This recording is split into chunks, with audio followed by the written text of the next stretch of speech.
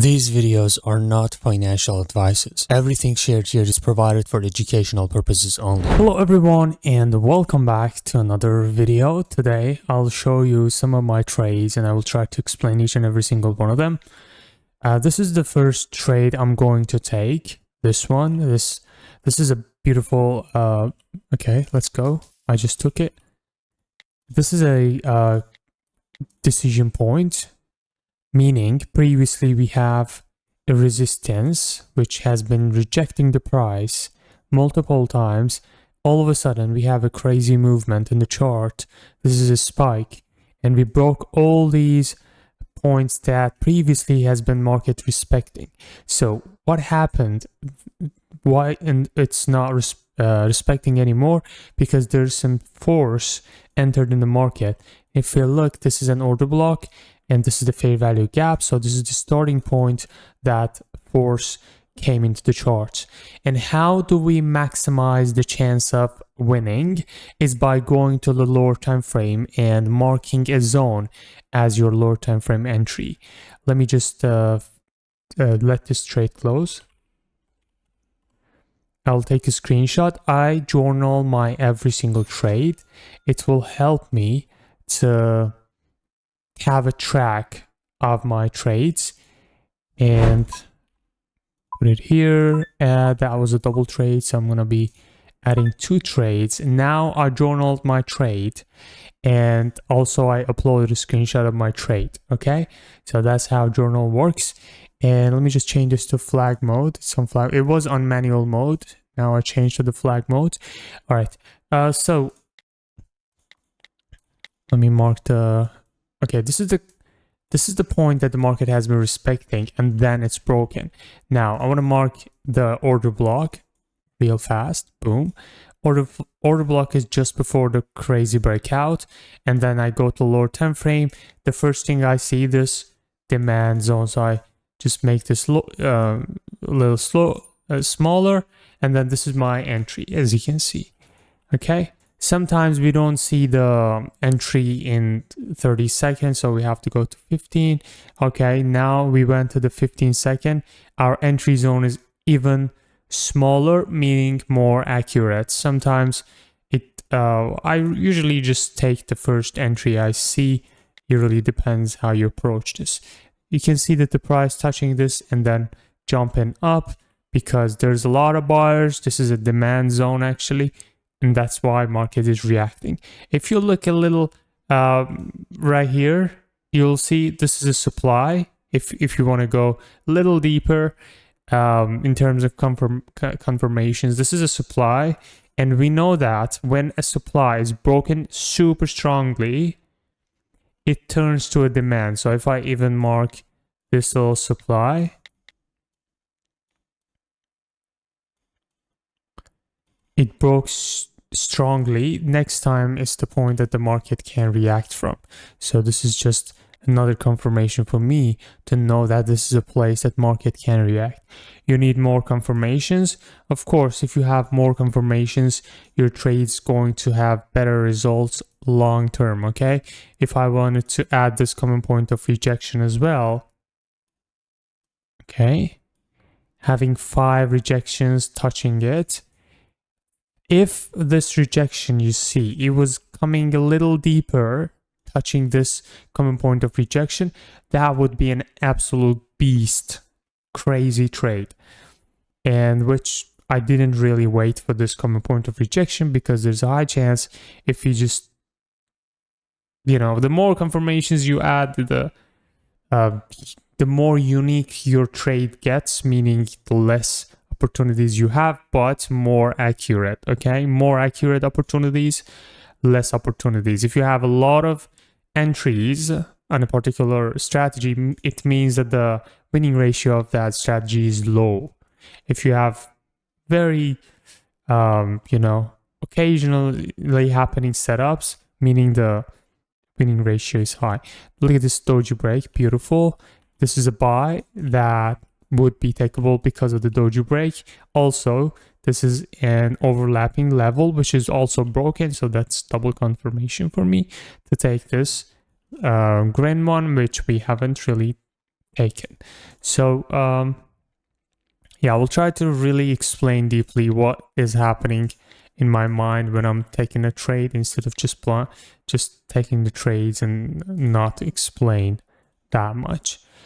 Okay.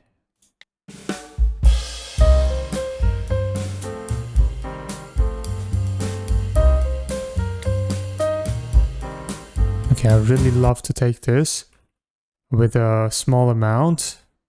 I don't think it's gonna give us... Okay, I entered late. Yeah, sometimes I really want to take some trades, some particular trades, which is not a good idea in most cases, just like that. I take it super, super small just to make myself feel better. Okay, this is something personal. Like some people, it's generally not a good idea, but since I just share my personal sessions, I'd like to take some trades even if they're not perfect, but I do not suggest. Especially if you're a beginner, please do not do that. Only take the trades that you really see everything, see the confirmations and setups and stuff. I usually see crazy gap downs when at this kind of move markets. I may draw a common point of rejection and enter right here. Sometimes I enter immediately, but one thing is for sure, that I enter with a very, very small amount, just like that, 200, just because there's a high chance to win, lose this trade. There we go, boom. Yeah, we got 3 trades. The journal is in a way that if you have triple winning trades, your confidence level bumps up like crazy, like confidence level 95. So a regular trader would be overconfident at this point of their session. They would attempt to take more random trades, especially if your very last trade is this kind of trades. And then the journal suggests you to stop, okay? But for the purpose of the video, I've turned off the money management rules. Otherwise, I wouldn't add another trade because it would force me to stop the session, because that's the right thing to do, right? I turned it off because of the video, but all the journal users have this on because it will help you to manage your emotions and stuff. If you have triple winning trades, then you have to stop your session. You have to. If you want to become a serious trader, become, someone who makes actual money, you have to stop. In certain patterns, like if you have double losing trades, you have to stop. If you have triple winning trades, you have to stop. If you have 2 winning trades, 2 losing trades, you have to stop. These are the points. Okay, I love to take this, man. It just gives me those trades. Yeah, so yeah, there's some psychological patterns when it comes to trading that you have to stop, and I've tried to implement that into the journal. This is the 4th trade of ours. Beauty. Okay, so yeah, so now I added this one as well. Now the confidence level is 100. You have to stop here because the journal is considering this trade, especially a lucky trade, especially look, these 200s are the ones that with no enough confirmations, but these 2 are perfect, right? So you have to also mention in your mode that this is a feeling, like based on the experience, right? Because our brain gets used to certain movements in the chart, and I know that there's a high chance for us to get this green one, but this is not suggested for the beginners to take every single trade. I'm telling you right now, do not try to try this at home, okay? So yeah, we got 4 trades right now. Let's go back to 200. Yeah, we got 4 trades. Yeah, I would love to stop here. Okay, let me just take one more look. See if we have a very beautiful setup, then I will take it, okay? Otherwise, I'm not a person to take random trades. Okay, no setup. This is a crazy gap down, but I don't trust this. Yes, it's going up. All right, doji break is happening here. We do have a little common point of rejection here. We have uptrend. We have this little QM. Let me just check the higher time frame confirmation. We don't have confirmation for the QM, so that's invalid for me to take this QM. Even if we want to take a high risk trade, we have to take a small amount. I told you once. Okay, it didn't give us gap down. In fact, it gave us a gap up, which is against the buyers, and there's no chance for me to take that. This is a gap down. I actually want to take this again with 200. Let's go. Yeah, this is a third touch breakout, but I don't trust this. That's why I'm taking it with 200.